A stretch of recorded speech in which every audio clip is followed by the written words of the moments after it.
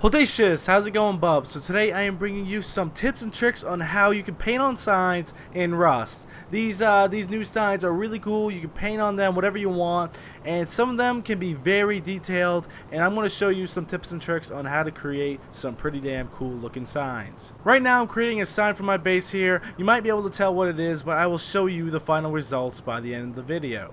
When you open up a new sign, it should look something like this. It has a light glare right in the middle there, and it should be tilted, kind of. Well, here's a handy little tip.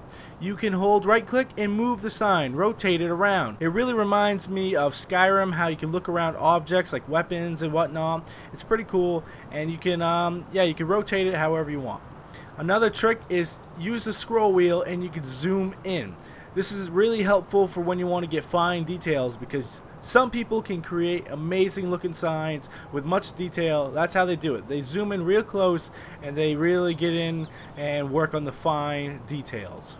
Now I'll be going over what you see here on the right side. What you have here is the trash can. If you have something on here and you want to get rid of it without having to erase it all, press that and there it goes. Now you have the save feature. Pretty sure that is just like the update. See, you can either hit the save feature or the update. They both save the sign and update it to the real world.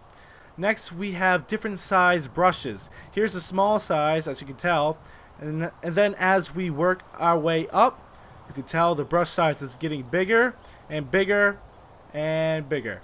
Yeah, you know how that works. Now we have different brush shapes. Right now I'm using the square, as you see right there. Well, we can have it so it's kind of faded. We have it so it's a solid circle, and then we have it really faded for a light effect.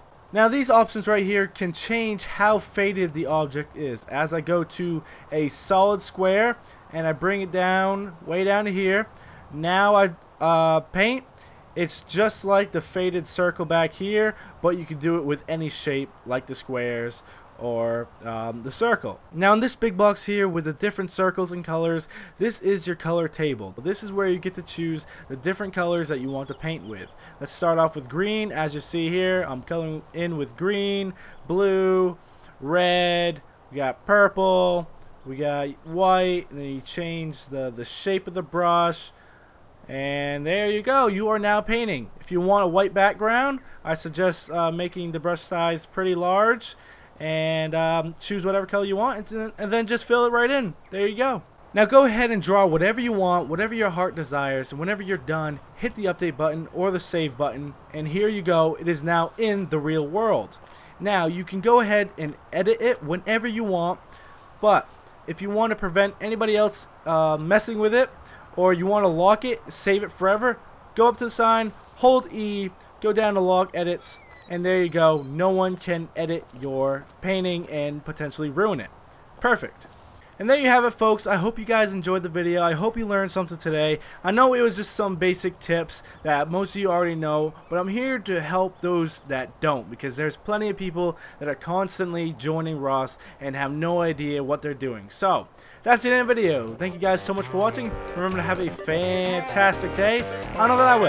And I will see you guys later. Now, who made this beautiful piece of artwork right here? Man, he must be a very talented and handsome man. He must be a very handsome man to make such a beautiful piece of work that someone is tainted by drawing some sort of thing coming out of his ass. Okay, anyways, next painting.